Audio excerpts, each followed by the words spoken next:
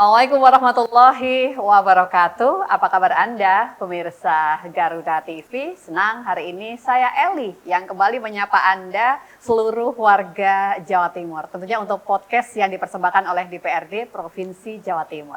Kita akan coba menyoroti seperti apakah mungkin keberadaan tambang yang ada di Jawa Timur. Khususnya yang akan kita lebih spesifikkan adalah keberadaan tambang-tambang ilegal. Ini seperti apa sih upaya yang harusnya dilakukan, baik itu pencegahan yang harus dilakukan untuk munculnya atau potensi keberadaan tambang ilegal di Jawa Timur. Tentunya ini kita akan coba lihat juga karena tambang ilegal ini sebenarnya merugikan begitu kan, karena seharusnya ketika dikelola dengan baik akan memberikan potensi ekonomi yang sangat luar biasa. Dan lagi satu yang tidak boleh kita lupakan adalah dampak lingkungannya. Ini nanti akan coba kita bahas juga bersama dengan tamu kita di hari ini, beliau yang merupakan Ketua Komisi D DPRD Provinsi Jawa Timur. Ada Bapak Abdul Halim. Assalamualaikum, apa kabar? Waalaikumsalam warahmatullahi wabarakatuh. Terima kasih, Mbak. Terima kasih. Kita akan keliling Jatim, Pak Halim. Ya. Tapi hari ini kita fokusnya kelilingnya akan melihat seperti apakah keberadaan tambang-tambang ilegal. Ya. Pak, tapi sebelumnya Pak Halim, monggo bisa di bridging terlebih dahulu. Kita pengen tahu kalau bicara tambang ilegal di Jawa Timur, itu sebenarnya kita akan menskupnya itu seperti apa sih Pak Halim? Ya. Fokus kita. Sebetulnya kalau bicara persoalan tambang di Jawa Timur yang masuk dalam kategori legal dan ilegal ya, Mbak Elia. Jadi hasil mapping dari kami itu justru karena kerumitan dalam proses pengurusan perizinan itu yang akhirnya membuat banyak masyarakat, baik badan hukum maupun kelompok masyarakat atas nama pertambangan rakyat, itu yang akhirnya melakukan sebuah tindakan-tindakan pertambangan yang dalam kategori dalam tanda petik ilegal. Ya.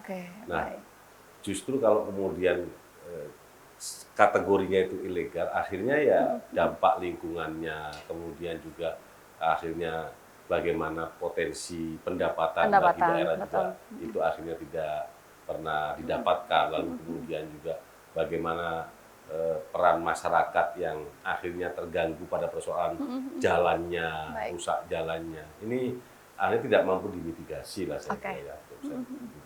Maka saya berharap sebetulnya ya regulasi yang kemudian dibikin, contoh begini, ada di kebetulan dapil saya dapil Madura, Mbak Eli. Di Madura itu jenis batuannya itu tidak masuk dalam kategori jenis batuan murni, artinya masih ada mineralnya. Sehingga ketika ada batuan yang ada di dalamnya ada mineral, itu membuat perizinannya itu tidak cukup di provinsi, tapi itu sampai ke pusat. Nah, kendala-kendala inilah yang kemudian membuat para masyarakat atau badan hukum yang agak kesulitan membuat pengurusan perizinan. Memilihlah jalan. Nah, itu yang akhirnya terjadi seperti itu. Tetapi Mbak Eli, tidak hanya pada persoalan bagaimana masyarakat melakukan pertambangan, tapi juga ada badan-badan usaha yang memanfaatkan itu. Sehingga akhirnya ini ibarat gayung bersambut, Mbak Eli. Kalau seandainya misalnya masyarakat misalnya melakukan penambangan ilegal, tetapi tidak ada yang membeli, menyambut, tentu saja hal ini juga tidak akan bisa jalan. Nah, ini penertiban ini yang kemudian akhirnya perlu kita lakukan, pengurusan perizinan yang harus dimudahkan. Kemudian sebetulnya kalau kami mendorong di Dinas SDM Provinsi Jawa Timur itu ada konsultan-konsultan yang kemudian dipersiapkan, yang memiliki pengalaman, yang memiliki skill dalam rangka melakukan pengurusan perizinan. Tapi saya kira tidak cukup dengan itu, karena faktanya hari ini banyak masyarakat dengan waktu yang sangat panjang pengurusan perizinan belum selesai-selesai. Sehingga akhirnya membuat ya masyarakat akhirnya melakukan penambangan ilegal. Baik. Kita simpan kalau untuk pencegahannya dulu, karena saya masih ingin tahu mapping wilayah, Pak Halim. Seperti apakah kalau untuk Jawa Timur pertambangan itu sendiri? Ya, hampir semua daerah yang memang memiliki wilayah wilayah pertambangan ya, WP pertambangan itu hampir semua ada berpotensi. Semua melakukan pertambangan yang ilegal. Terbaru itu sama seperti yang ada di Kabupaten Lumajang. Pasir itu begitu luar biasa mengganggu ketertiban jalan tentunya, tetapi PAD Rp1 pun tidak ada yang masuk ke Masuk. provinsi. Nah, inilah yang kemudian ingin kita coba mencari solusinya seperti apa agar supaya ya masyarakat yang melakukan penambangan ini juga merasa mendapatkan izin yang sesuai, tapi kemudian pemerintah juga akhirnya mendapatkan impact daripada pertambangan yang dilakukan oleh masyarakat khususnya di Lumajang. Jadi kalau bicara tentang wilayah pertambangan hampir di seluruh Jawa Timur itu ada, hanya Mbak Eli yang menjadi catatan adalah biasanya masyarakat ya atau wilayah-wilayah yang memiliki pertambangan itu akan melihat apakah ada sebuah proyek besar yang ada di wilayah itu atau yang dilalui, misalnya seperti jalan tol Probowangi misalnya. Baik. Maka hampir semua masyarakat itu fokus ke wilayah-wilayah sana karena dianggapnya memang proyek besar skala nasional itu yang nanti membutuhkan hasil tambang yang kemudian yang akan mereka kelola.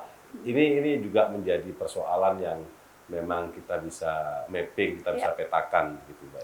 Bapak, saya ingin fokus pada pernyataan Bapak tadi. 1% pun tidak ada yang masuk ke Jawa Timur, begitu kan? Sebenarnya secara aturan, apakah Jawa Timur sendiri punya kewenangan, Bapak? Kalau tadi Bapak menyebutkan ada loh sebenarnya pembagian yang memang secara perizinan pun mereka harus ke pusat dulu. Itu artinya apakah Jatim punya porsi untuk bisa menindaklanjuti itu semua, Pak? Secara regulasi memang karena provinsi tidak pernah memiliki potensi pendapatan dari pertambangan yang ada di wilayah kabupaten kota di Jawa Timur ya. Karena memang kalau masuk galian C itu kabupaten kota yang memang akan menarik retribusi daripada kegiatan eksploitasi batu yang ada di wilayah itu. Nah, kalau yang ada mineralnya, batuan mineral itu baru pusat semua. Itu pusat, tidak ada provinsinya. Berarti porsinya provinsi ada di titik mana, Pak Halim? Tidak, mungkin bisa. Tidak pernah ada ini memang. Karena ya kita ini masih mencoba untuk melakukan sebuah kajian, melakukan analisa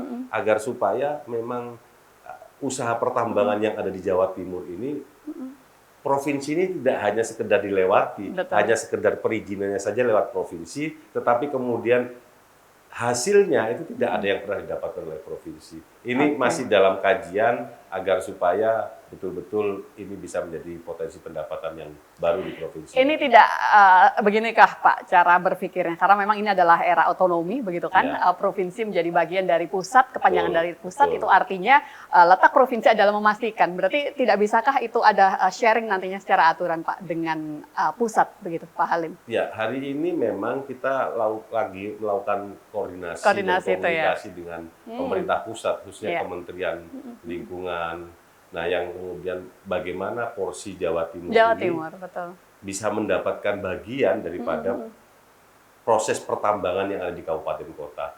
Secara regulasi sampai sekarang belum ada, belum boleh begitu ya, Mas. Sehingga ya provinsi akhirnya ya hanya sekedar begitu saja mengeluarkan izin, tetapi kemudian secara pendapatan tidak ada. Baik, Bapak. Pak Halim, kita ingin tahu juga, kalau memang di awal tadi kita sudah menyebutkan begitu ya, tentunya ada beberapa poin yang boleh dikatakan itu adalah aturan yang mempersulit dalam tanda kutip. Bagaimana sih Pak upaya transparansi, artinya untuk syarat dari mengurus perizinan itu sendiri, Pak Halim?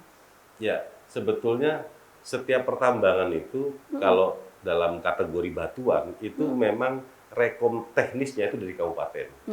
Lalu kemudian kabupaten juga harus memiliki perda tentang tata ruang, bahwa memang wilayah itu memang wilayah khusus pertambangan.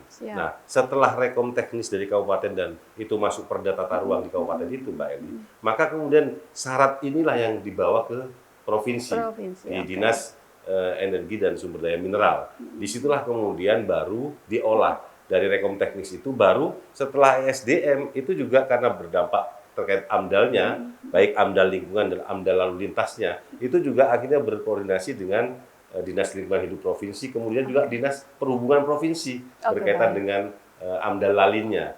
Nah, 3 aspek ini harus bersama-sama mengkaji apakah kemudian memang masyarakat yang mengajukan atau badan hukum yang mengajukan izin pertambangan ini memang betul-betul layak secara persyaratan regulasi. Baik, menarik sekali. Nanti akan coba kita lanjut kembali. Masih ada banyak hal yang bisa kita gali dari tamu kita di hari ini.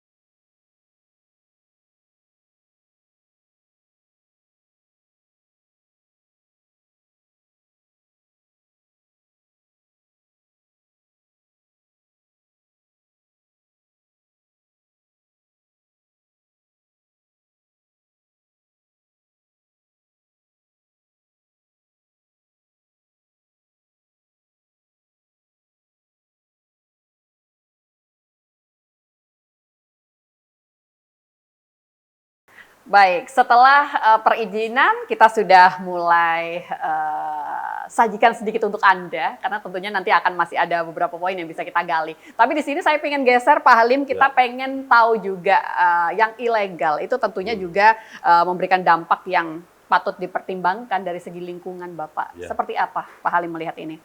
Ya, kembali sebagaimana saya sampaikan tadi, Mbak Eli, bahwa kalau bicara tentang pertambangan yang ilegal itu sebetulnya kalau di Jawa Timur atau Republik tercinta kita ini, Mbak Eli, sebetulnya tidak ilegal murni menurut saya. Karena kenapa, Pak? Ya, karena memang ada pihak-pihak yang kemudian juga bersama-sama sehingga proses pertambangan yang dalam kategori ilegal tadi itu tetap berjalan. Berarti ketika kita ditanya ilegal itu masyarakat atau sudah berbentuk corporate, Bapak? Bisa besar? corporate, bisa masyarakat. Oh, Bisa corporate, bisa masyarakat, Mbak Eli.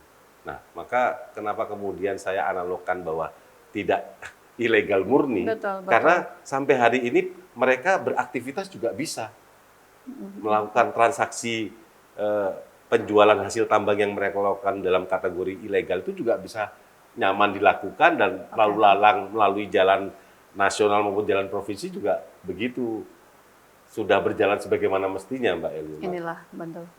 Ya, nah sekali lagi bahwa memang kami berharap di legislatif itu agar supaya mencari terobosan bahwa proses pengurusan perizinan itu serumit apakah sih sebetulnya?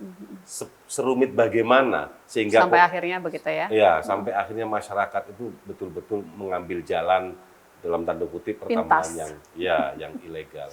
Baik. Nah, saya juga mencontohkan misalnya di daerah di Bangkalan itu ya. Di Bangkalan itu banyak gunung-gunung yang kemudian hari ini diambil hasilnya itu dijual nyebrang Suramadu itu juga hampir setiap hari ratusan truk itu, Mbak Eli. Oke. Ya, ini yang nyatanya tidak benar-benar ilegal tadi maksud Pak Halim ya? Betul. Jadi hampir semua perumahan-perumahan yang tingkat menengah ke atas di wilayah Surabaya Timur itu hampir pengurukannya itu dari hasil tambang di Madura. Dan itu semuanya ilegal, Mbak Eli. Ini fakta yang kemudian kami temui. Nah, sekali lagi memang jenis batuan di Madura ini ketika kemudian kita bersama-sama dengan masyarakat mencoba untuk membantu mereka, ternyata di dalam batuannya itu ada mineralnya, Mbak Eli. Sehingga kemudian akhirnya perizinannya itu harus sampai ke pusat. Dan itu mempersulit tadi. Dan itu sangat mempersulit. Ada proses recovery yang harus dipersiapkan, harus ada deposit anggaran yang harus ada sebagai penjaminan. Itu yang kadang-kadang masyarakat dalam kategori pertambangan rakyat itu yang nggak memiliki kemampuan. Oke, kadang juga akhirnya dengan kerumitan yang ada itu jadi ada sedikit keengganan untuk bisa mengurus itu tadi ya Pak. Padahal sebenarnya ketika dibalik logikanya, kenapa harus rumit itu? Mungkin ada beberapa pertimbangan yang itu melindungi dari segi keamanan lingkungan kita, begitu ya Pak ya. Akhirnya ketika memilih jalan ilegal itu pasti akan berdampak pada keamanan lingkungan, bencana alam begitu Pak Halim. Seperti apa? Iya.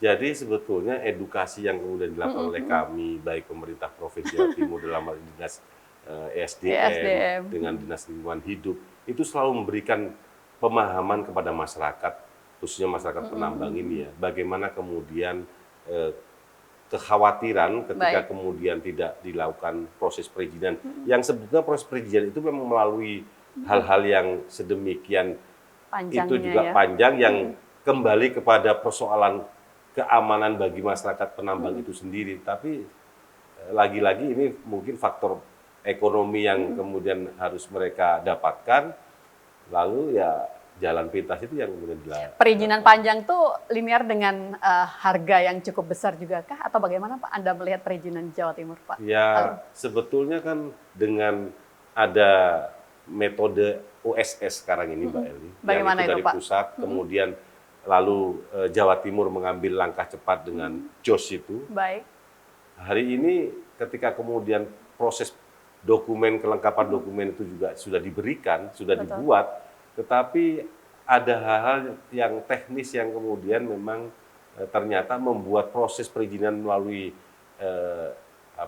elektronik itu atau aplikasi itu juga ketika ada suatu hal yang trouble, maka itu berhenti.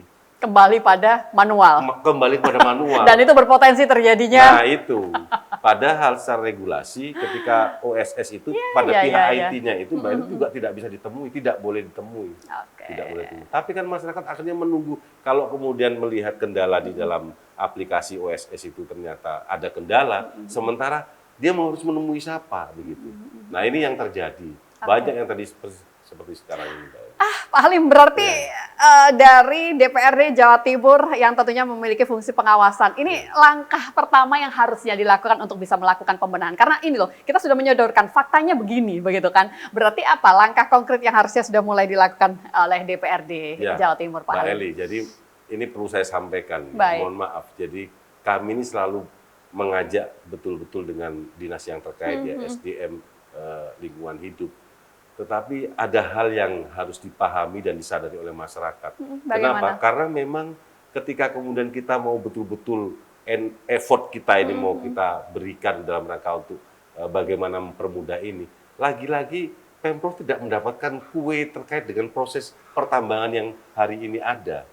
Oke, gitu. Baik. Nah, oleh karenanya bukan kemudian kami tidak mau, tapi ini harus kita berharap bahwa pemerintah pusat yang kemudian betul-betul turun untuk yang memberikan edukasi, memberikan pendampingan kepada masyarakat, mempermudah masyarakat dalam rangka proses pengurusan perizinan ini.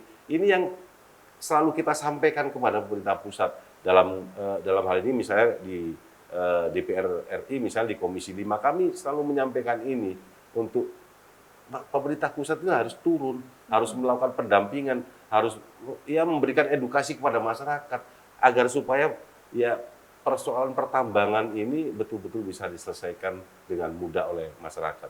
Tapi sampai dengan hari ini Pak, yang Pak Halim lihat sedikit evaluasi, artinya apa upaya kita itu sudah cukup mengarah pada langkah yang tepat Pak Halim?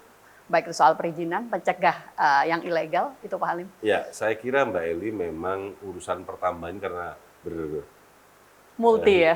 Ini betul multi persoalan, tapi sekali lagi yang harus kita berikan pemahaman kepada masyarakat itu adalah begini Mbak Eli, bahwa urusan pertambangan ini bukan suatu hal yang sederhana ya, karena ini bagaimana tentang dampak lingkungannya yang harus dijaga, dan ini tidak hanya untuk hari ini, tapi bagaimana kemudian ke depannya. Maka hanya ini yang kemudian bisa kita sampaikan kepada masyarakat, untuk supaya masyarakat lega bahwa ternyata proses perizinan itu lama ya, karena memang harus melalui banyak tahapan yang itu kembali kepada persoalan bagaimana lingkungan ini pasca penambangan itu terjadi juga terjaga, juga akhirnya ya generasi kita ke depannya itu juga bisa menikmati lingkungan yang baik.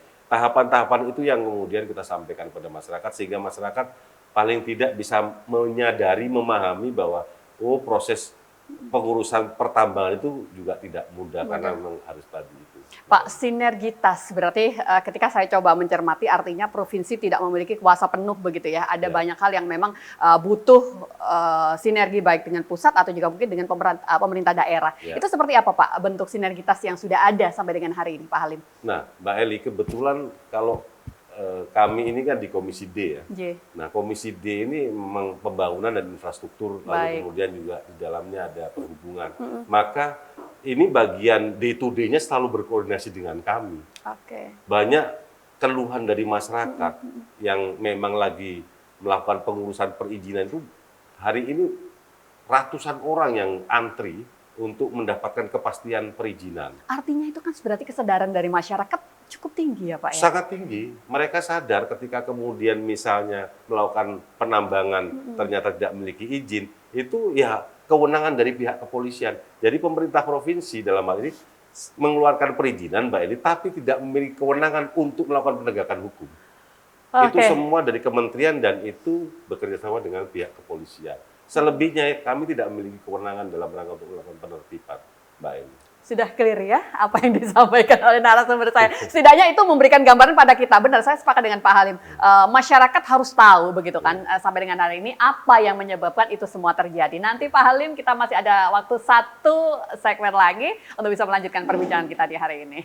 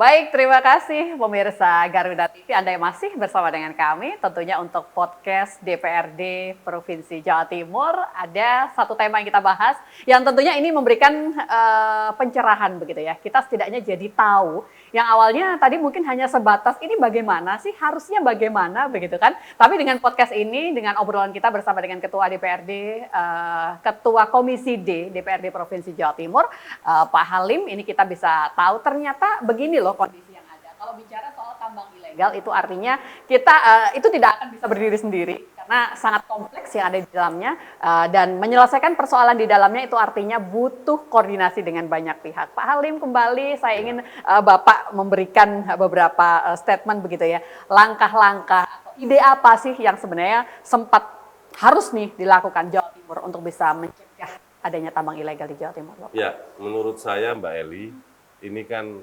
persoalan yang tidak muncul baru-baru ini saja. Baik. Tapi ini persoalan yang sangat lama yang terjadi di Jawa Timur khususnya ya, bagi penambang-penambang yang ingin mendapatkan perizinan.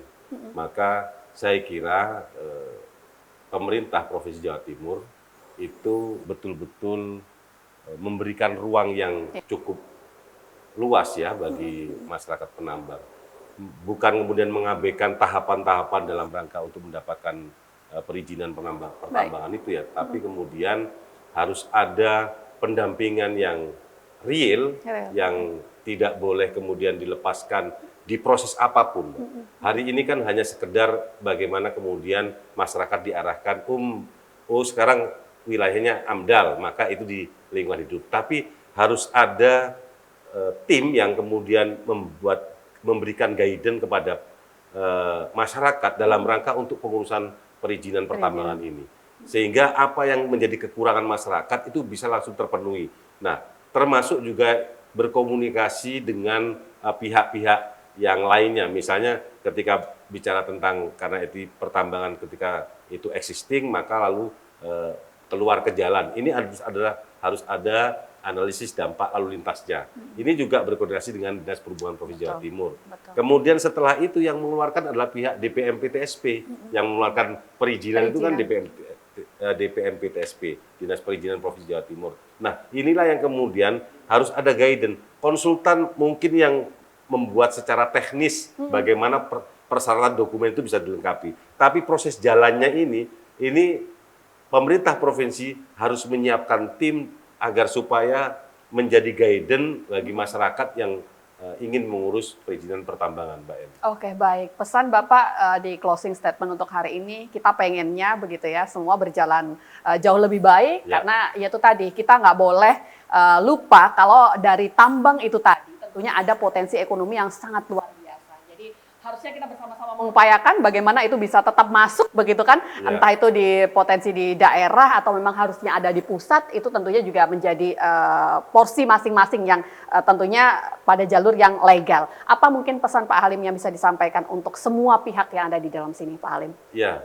jadi karena memang pemerintah Provinsi Jawa Timur dalam hal ini juga memiliki peran dalam rangka untuk memberikan perizinan dengan tahapan-tahapan tadi itu, maka tentu yang akan kita lakukan, bagaimana kemudian pemerintah pusat juga akhirnya sama-sama memahami bahwa kita, pemerintah Provinsi Jawa Timur itu juga butuh pendapatan yang dihasilkan dari proses apapun di Jawa Timur, khususnya di persoalan pertambangan. Ini yang belum ada, Mbak. Dan ini kita akan upayakan agar supaya juga bahwa ketika kemudian tahapan semua itu di provinsi, lalu kemudian juga hasilnya itu juga menjadi potensi pendapatan di pemerintah Provinsi Jawa Timur juga. Sebenarnya kalau bicara soal potensi ekonomi, pernah nggak sempat terhitung? Cukup besarkah sebenarnya kalau yang ada di Jawa Timur, Pak Halim? Saya belum menghitung sih berapa potensi yang ada. Tapi saya kira kalau kemudian hari ini pemerintah Provinsi Jawa Timur tidak mendapatkan PAD sama sekali, itu kan saya kira juga suatu hal yang tidak masuk akal ya. Sementara tahapannya semua itu harus di sini. Tapi kita sudah cukup serius, Pak, Anda melihat itu? Saya kira sangat serius. Harusnya tinggal saya tadi sampaikan itu, tinggal bagaimana kita akan dorong pemerintah provinsi itu memiliki tim, Mbak. Memiliki tim, mengingat bahwa persoalan pertambangan ini kan bukan hanya berdampak kepada persoalan wilayah sekitar, tapi ini sangat sangat meluas ya, sangat kompleks. Maka saya berharap persoalan perizinan ini ada tim yang kemudian hadir menjadi guidance bagi masyarakat, konsultan tetap, tetapi kemudian proses percepatan perizinan supaya keluar ini tim yang harus dibentuk oleh Pemprov secara akuntabel, secara transparan ini harus ada di masyarakat. Oke, semoga legislatif di DPRD Jawa Timur bisa terus mendorong langkah-langkah konkret untuk bisa lebih setidaknya ini menjadi langkah nyata bagi Jawa Timur untuk bisa mencegah adanya tambang ilegal. Dan terima kasih Pak Halim sudah bersama dengan kami. Selamat kembali bertugas. Begitu kan, ada banyak hal-hal baik yang tentunya dinantikan oleh seluruh masyarakat di Jawa Timur. Terima kasih sudah membersamai kami di podcast DPRD Provinsi Jawa Timur. Saya Eli pamit undur diri. Wassalamualaikum warahmatullahi wabarakatuh.